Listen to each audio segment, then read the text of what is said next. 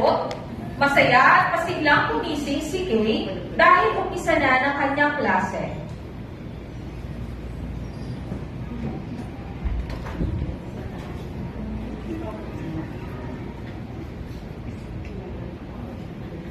Sa ikalawang tagpo naman, patungo na si Kay papasok sa paaralan nang mabunggo niya ang kanyang kaibigan na tila ito'y ay kanyang kamag-aral.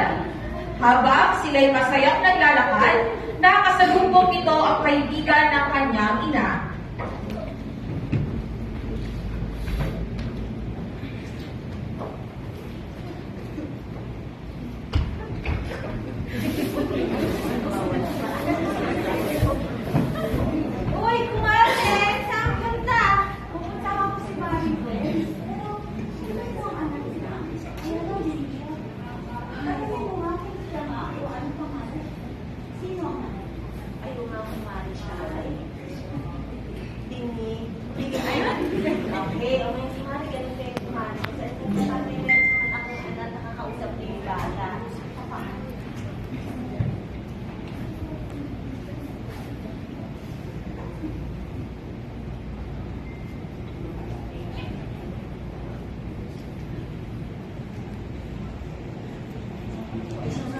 Ang nanay niya ay si Kumaring Tess.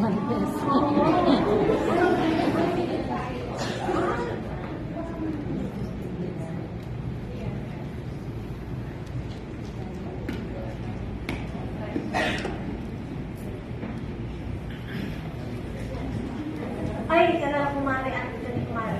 Si Lisa. Siya nga si Lisa Kumare.